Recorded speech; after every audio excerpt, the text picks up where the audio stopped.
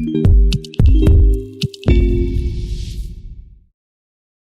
everyone, I'm going to show you today how to do a little bit of scar work or creating an open wounds work with your nose and scar wax that comes in your kit. You are going to want a couple other things out with you while you're doing this work, including your translucent powder, your puff. You may even want your liquid latex out for doing this work. And then any sort of like effects wheels that you're wanting to use while you're working. So I want to get started here with picking out the wax. I'm using my sculpting tool to actually pull the wax out of its little container here. When you are first taking the wax out, you will notice that it is somewhat sticky and a little bit tougher to work with. You are going to want to kind of warm it up between your fingers to before you can actually start working with it. You may even want to put a little bit of powder on your hands so that the wax isn't sticking to your hands while you're working. And we'll just kind of warm it up a little bit. You're probably going to want more wax than maybe you think you'll need in order to effectively get some of this work done. If you warm it up too much, it's going to become too sticky to work with and kind of difficult to apply. Same thing with the powder. If you add too much powder, it will lose its stickiness and also not really adhere. So it is kind of a juggling act to get that right. So I'm going to work on creating like a little open wound right here on my arm.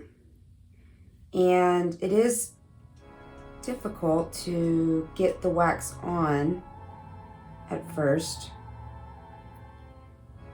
What helps is if you come along to this outer edge and you start pressing that outer edge down into your skin. And we're going to leave this upper edge, what's going to be the inside of our wound, lifted so we can make a little bit of exposure here.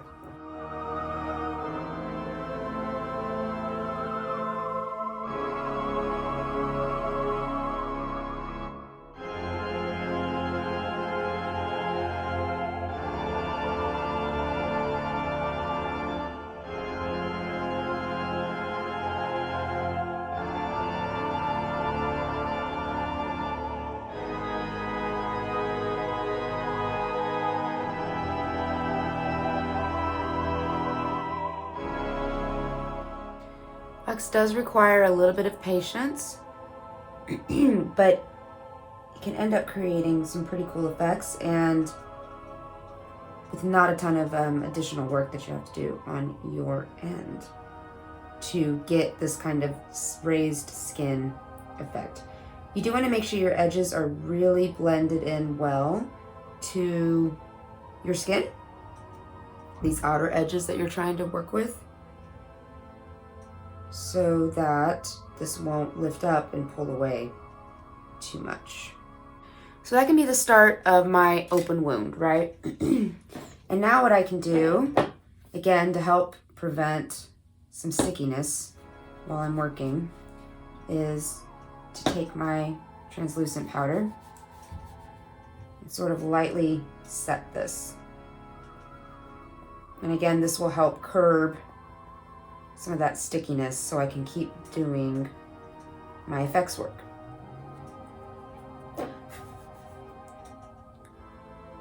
There we go.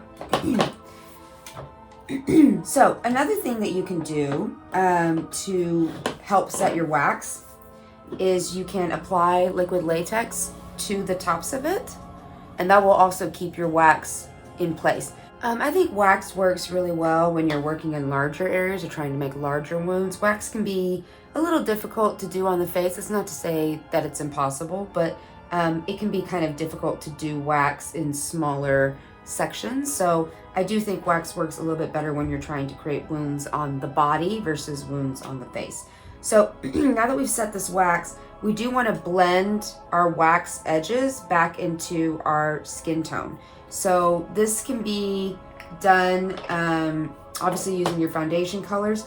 It is really important that you are trying to create as realistic a skin tone as possible, so that it actually is covering up these edges of the wax that we've put in. So I'm gonna take my foundation now, mix them up, and do my best to cover up these edges.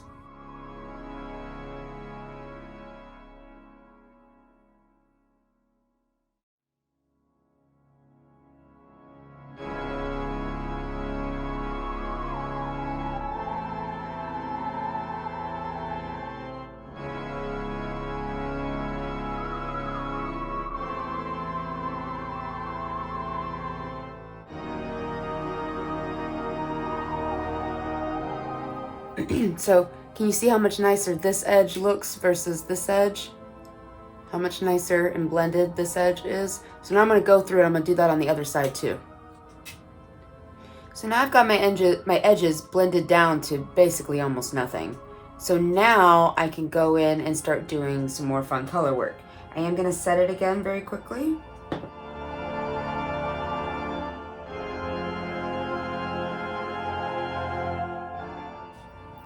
And now we can start playing with the actual gore. So this stuff I'm gonna start working with is called Fresh Scab. It's Ben Nye. It is very sticky, but it's also fun. I'm gonna go ahead and place this right down in the actual wound itself.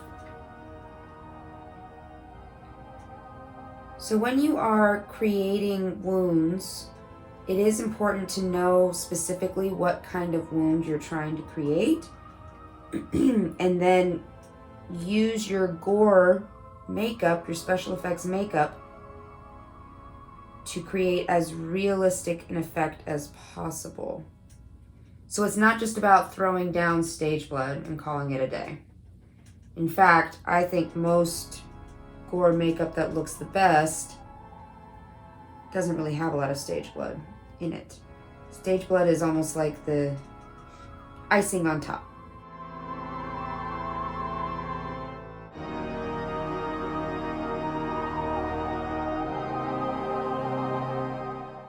And I'm gonna go back into now my cream color wheels that I've used before. These Ben Nye cream color wheels, and see if I can kind of punch up the edges of my skin that's been raised up.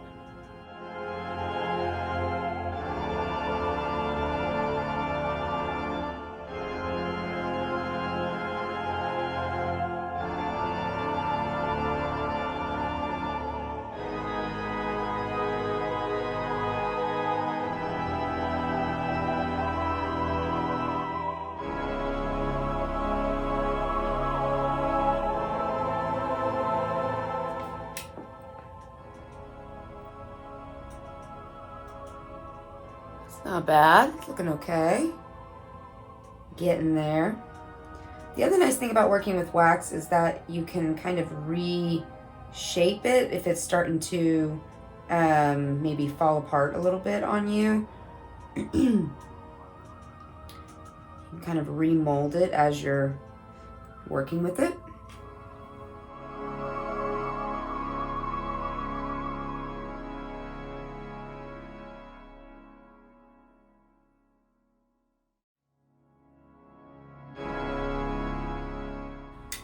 And now, if I wanted to do a little bit of fresher blood, now would be a time I could do that. So I'm going to go into and get my Ben Nye blood out of my kit. It's pretty gooey.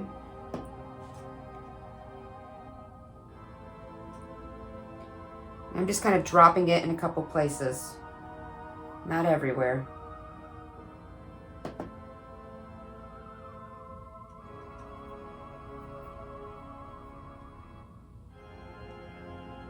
I will say the liquid can help to fill holes in your wound if you're having trouble getting into certain areas of your wound. The stage blood can help fill some holes for you there.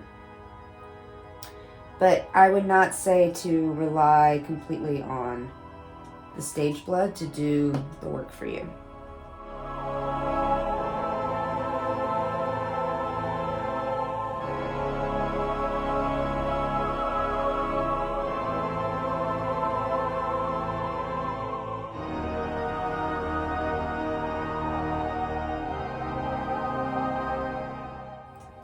And there we go. There's a pretty decent wound using our, gonna just touch up a little bit more, using our scar wax. Ta-da! So I hope you enjoy it, hope you have fun. It's a lot of fun to play with, and have a good time.